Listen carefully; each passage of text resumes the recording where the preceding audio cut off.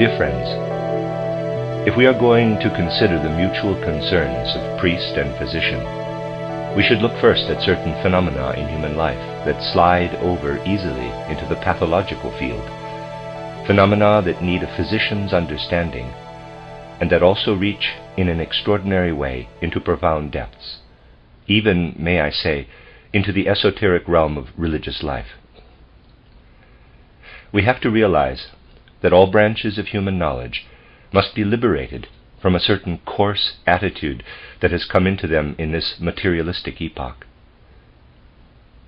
We need only recall how certain phenomena, which had been grouped together for some time under the heading genius and insanity, have recently been given a crass interpretation by Lombroso and his school, and also by others.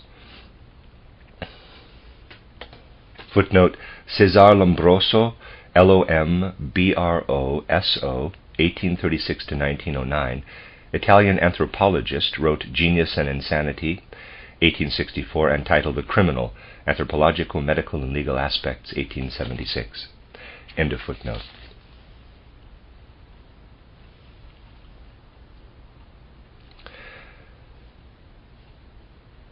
I am not pointing to the research itself.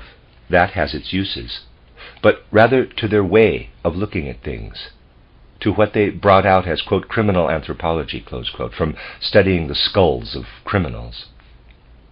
The opinions they voiced were not only coarse, they were extraordinarily commonplace. Indeed, one can say, and here we may make use of certain categories, for we are dealing here with the border realm of pastoral medicine.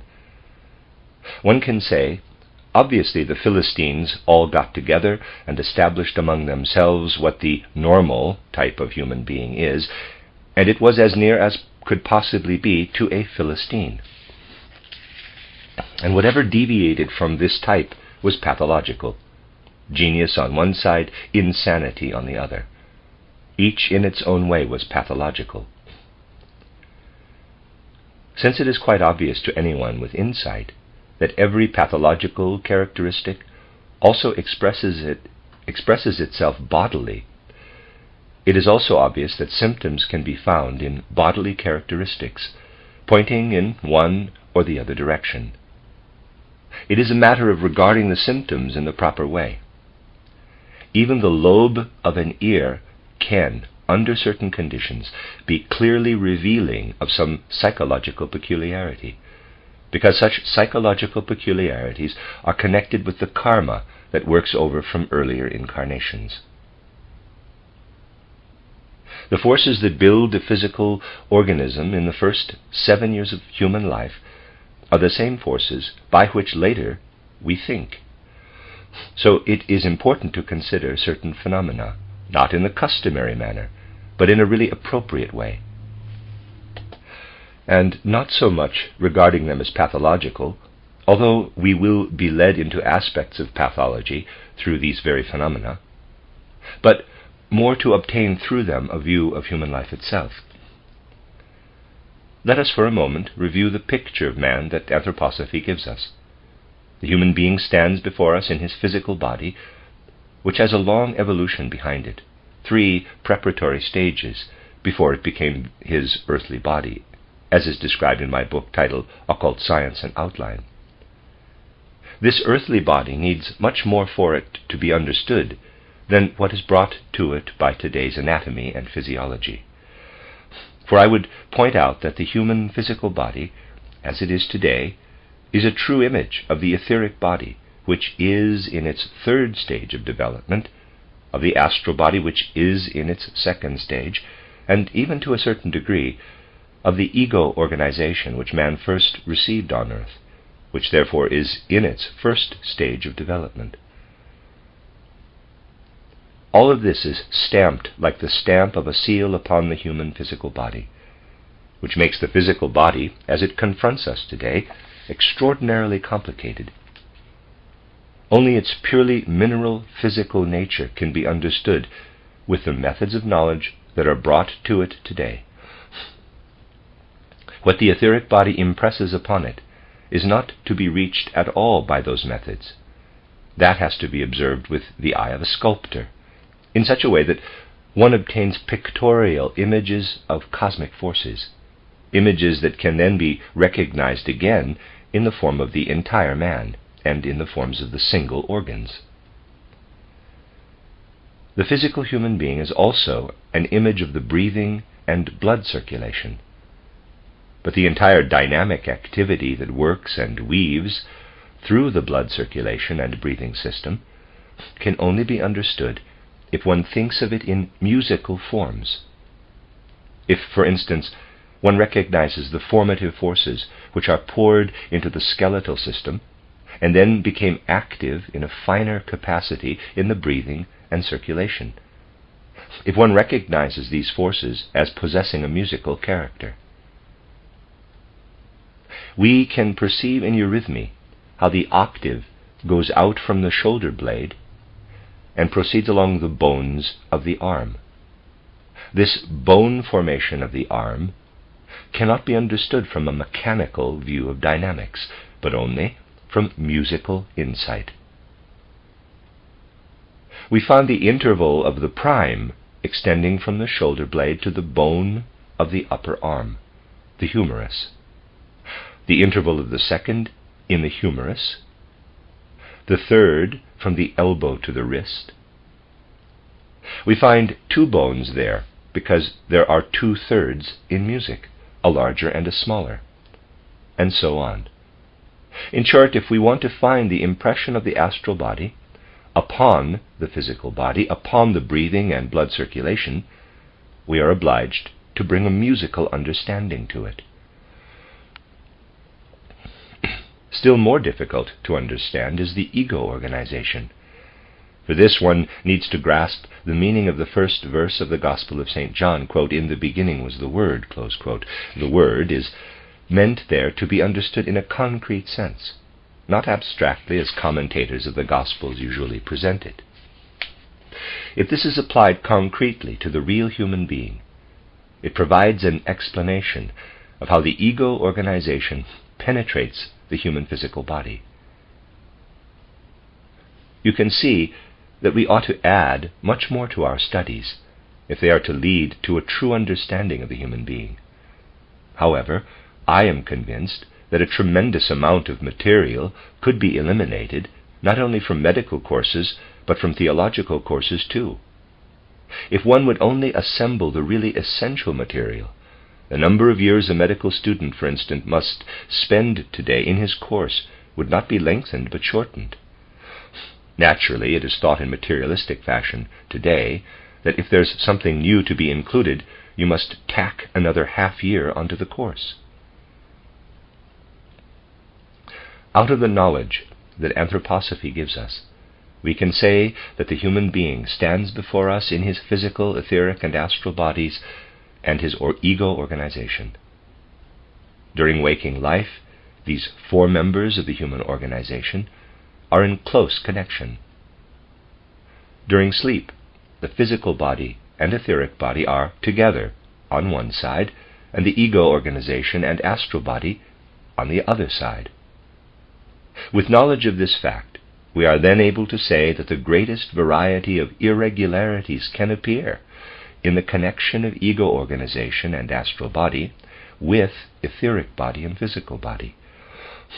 It can happen, for instance, like this. Let me make a diagram. Physical body, etheric body, astral body, ego organization, and there's a colored plate at the end of this book, plate 1, number 1. So, in waking condition, the so-called normal relation prevails among these 4 members of the human organization. But it can also happen that the physical body and etheric body are in some kind of normal connection, also that the astral body sits within them comparatively normally, but that the ego organization is somehow not sitting within the astral body properly, plate 1, number 2. Then we have an irregularity that in the first place confronts us in the waking condition. The person is unable to come with his ego organization properly into his astral body. Therefore his life of feeling is very much disturbed. He can even form quite lively thoughts, for thoughts depend, in the main, upon a normal connection of the astral body with the other bodies.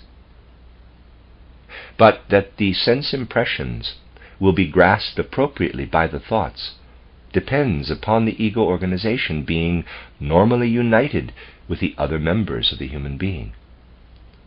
If this is not the case, if the ego organization is not properly connected with the other members, then the sense impressions become dim. And in the same measure that the sense impressions fade, the thoughts become livelier. The sense impressions can appear almost ghostly, not clear as we normally have them. The soul life of such a person is flowing away. His sense impressions have something misty about them. They seem to be continually vanishing. At the same time, his thoughts have a lively quality and tend to become more intense, more colored, almost as if they were sense impressions themselves. When such a person sleeps, his ego organization is not properly within the astral body, and the consequence is that now he has extraordinarily strong experiences in fine detail of the external world around him.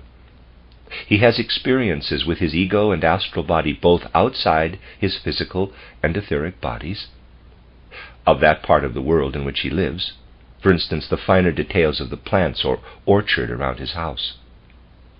Not what he sees during the day, but the delicate flavor of the apples and so forth. That is really what he experiences. And in addition, pale thoughts that are after effects in the astral body from his waking life. You see, it is difficult if you have such a person before you, and you may encounter him in all variations in the most manifold circumstances of life. You may meet him in your vocation as physician or as priest, or the whole congregation may encounter him. You can find him in endless variety, for instance, in a village. Today, if the physician finds him in an early stage of life, he makes the diagnosis psychopathological impairment. To the modern physician, he is a psychopathological impairment case.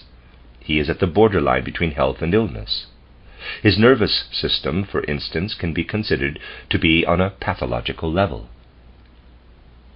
The priest, if he is well schooled, let us say a Benedictine, the ordinary parish priests in the Catholic Church are sometimes not so well schooled. If he is a well-schooled Benedictine or Jesuit or Barnabite, or the like, and has such a person before him with soul forces thoroughly unstable, for they are working quite differently from the way they would work in a so-called normal person, then he knows from his esoteric background that the things such a person tells him, even though this person is at the very border between health and illness, even though his nervous system can be diagnosed as thoroughly pathological, the priest knows that if he interprets them properly, they can give him genuine revelations from the spiritual world, just as one can have them from a really insane person. But the insane person is not able to interpret them, only someone who comprehends the whole situation. Thus you can encounter such a person if you are a physician, and we will see how he should be regarded medically from an anthroposophical point of view. Thus you can also encounter him if you are a priest, and even the entire congregation can encounter him. But now perhaps the person develops further. Then something quite special appears. His physical and etheric bodies are still in, so to say, normal connection. But now there begins to be a stronger pull of the ego organization. It was already in an irregular relation to the other members, a stronger pull, drawing the astral body to itself, so that the ego organization and astral body are now more closely bound together, and they do not enter properly, either of them, into the physical and etheric bodies, plate 1, number 3. Then the following can take place. The person becomes unable to control his physical and etheric bodies properly from out of his astral body and ego. He is unable to push his astral body and ego organization properly into his external senses. Therefore, every now and then his senses leave him. His sense impressions in general fade away, and he falls into a kind of dizzy dream state. But then, in the most varied way, his moral impulses can appear with special strength. They can be confused, but also, if the rest of the organism is as just described, they can be extremely casuistic and exaggeratedly so. Now, the physician finds in such a case that physical and biochemical changes have taken place in the sense organs and the nerve substance. He will find, although he may take slight notice of them, great abnormalities in the ductless glands and their hormone secretion, in the glands we call adrenal glands, and the glands that are hidden in the neck as small glands within the thyroid gland. In such a case, there are changes, particularly in the pituitary gland and in the pineal gland. These are more generally recognized than are the changes in the nervous system and in the general area of the senses. And now the priest comes in contact with such a person. The person tells him what he is experiencing in this condition, a specially strong feeling of sin, stronger than people normally have. The priest can learn very much, and Catholic priests do. Precisely from such individuals, they learn what an extreme consciousness of sin can be like, something developed so weakly in most human beings. Also, in such a person, the love of one's neighbor can become tremendously intense, so much so that the person can get himself into great trouble because of it, which he will then confess to the priest. But the situation can develop still further. It can now come about that the physical body remains comparatively isolated, because the etheric body, from time to time or even permanently, does not entirely penetrate it, so that now the astral and etheric bodies and ego organization are closely united with one another, and the physical organism is separate from them. Plate 2. Such a person, if we use the current materialistic terms, but we are going to outgrow them in the course of our present study, such a person is called, in most cases, a severely mentally retarded individual. He is unable from his soul-spiritual individuality to control his physical limbs in any direction, not even in the direction of his own will. Such a person pulls his physical organism along, as it were, after him. If a human being is in this condition in early childhood, from birth, he is also diagnosed as mentally retarded, because in the present stage of Earth evolution, when all three members, ego organization, astral organization, and etheric body, are separated from the physical, and the lone physical body is dragged along after them, the child cannot perceive, cannot be active, cannot be illumined by his ego organization, astral body, and etheric body, so his experiences are dim, and he goes about in his physical body as if he were anesthetized. This is extreme mental retardation, and one has to think how, at this stage, one can bring the other bodies down into the physical organism. Here it can be a matter of pedagogical measures, but also to a great extent of external therapeutic measures. But now the priest can be quite amazed at what such a person will confess to him. The priest may consider himself very clever, but even thoroughly educated priests, there really are such men in Catholicism, one must not underestimate it, they pay attention if a so-called sick man comes to them and says, "The things you pronounce from the pulpit aren't worth much. They don't add up to anything. They don't reach up to the dwelling place of God. They don't have any worth except external worth." One must really rest in God with one's whole being. That's the kind of thing such people say. In every other area of life, they behave in such a way that one must rate them externally mentally retarded. But in a conversation with their priest, they come out with such speeches. They claim to know inner religious life more intimately than someone who speaks of it professionally. They feel contempt for the professional. They call what they experience, quote, rest in God, close quote.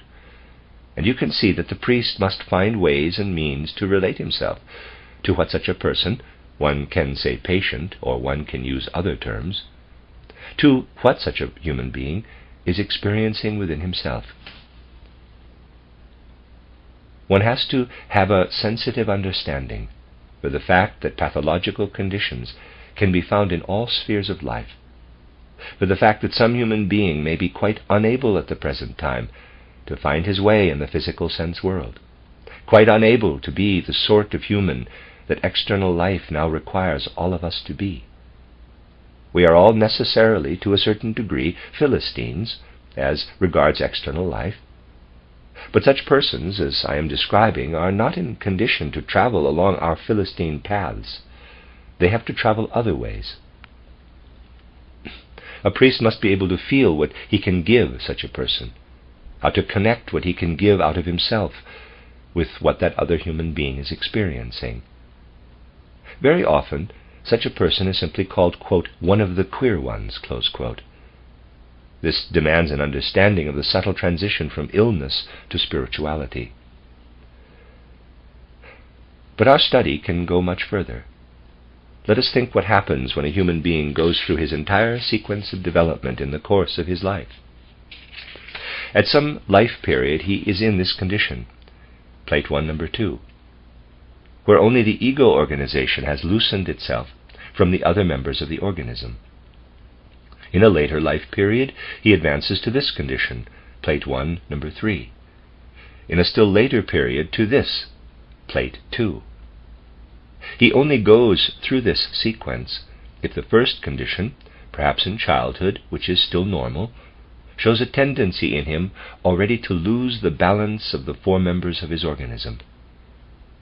If the physician comes upon such a person destined to go through all these four stages, the first very slightly abnormal, the others as I have pictured them, he will find there is tremendous instability, and he must do something about it. Usually nothing can be done. Sometimes he prescribes intensive treatment. It accomplishes nothing. Perhaps later he is again in contact with this person and finds that the first unstable condition has advanced to the next, as I described it, with the sense impressions becoming vague and the thoughts highly colored. Eventually, he finds the excessively strong consciousness of sin. Naturally, a physician does not want to take any notice of that, for now the symptoms are beginning to play over into the soul realm. Usually it is at this time that the person finally gets in touch with a priest, particularly when he comes to the fourth stage. Now, the individuals who go through these stages, it is connected with their karma, their repeated earth lives, have purely, out of their deep intuition, developed a wonderful terminology for all this, especially if they have gone through the stages in sequence. With the first stage almost normal, they are able to speak in a wonderful way about what they experience. They say, for instance, when they are still quite young people, if the labile condition starts between 17 and 19 years, man must know himself, and they demand complete knowledge of themselves. Now, with their ego organization separated, they come of their own initiative to an active meditative life. Very often they call this, quote, active prayer, close quote, active meditation, and they are grateful when some well-schooled priest gives them instruction about prayer. Then they are entirely absorbed in prayer, and they are experiencing in it what they now begin to describe by a wonderful terminology. They look back at their first stage and call what they perceive, quote, the first dwelling place of God, close quote, because their ego has not entirely penetrated the other members of their organism. And so, to a certain extent, they are seeing themselves from within, not merely from without. This, their perception from within, increases. It becomes, as it were, a larger space, quote, the first dwelling place of God, close quote. What next appears, what I have described from another point of view, is richer. It is more inwardly detailed. they see much more from within, quote, the second dwelling place of God, close quote. When the third stage is reached, the inner vision is extraordinarily beautiful, and such persons say, quote, I see the third dwelling place of God. It is tremendously magnificent, with spiritual beings moving within it. Close quote. This is inner vision, a powerful, glorious vision of a world woven by spirit. Quote, the third dwelling place of God, close quote, or the house of God. There are variations in the words the persons use. When they reach the fourth stage, they no longer want advice about active meditation, for usually they have reached the view that everything will be given them through grace, and they must wait. They talk about passive prayer, passive meditation, that they must not pray out of their own initiative, for it will come to them if God wants to give it to them. Here, the priest must have a fine instinct for recognizing when this stage passes over into the next. For now the persons speak of rest prayer, during which they do nothing at all. They let God hold sway in them. That is how they experience the fourth dwelling place of God. Sometimes from the descriptions they give at this stage, from what, if we speak medically, such a quote-unquote patient says, a priest can really learn a tremendous amount of esoteric theology. If he is a good interpreter, the theological detail becomes clear to him. If he listens very carefully to what such, I say it with quotation marks, such patients tell him, to what they know. Much of what is taught in theology, particularly Catholic theology, Catholic pastoral theology, is founded on what various enlightened, trained father confessors have heard from certain penitents who have undergone this sequence of development. Ordinary conceptions of health and illness cease at this point to have any meaning.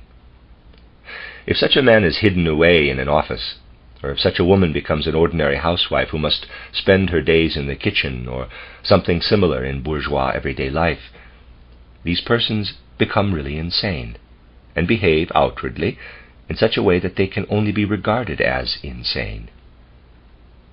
If a priest notices at the right moment how things are developing, he gets the woman into a cloister and arranges for her to live in appropriate surroundings to develop the 4 stages in proper order.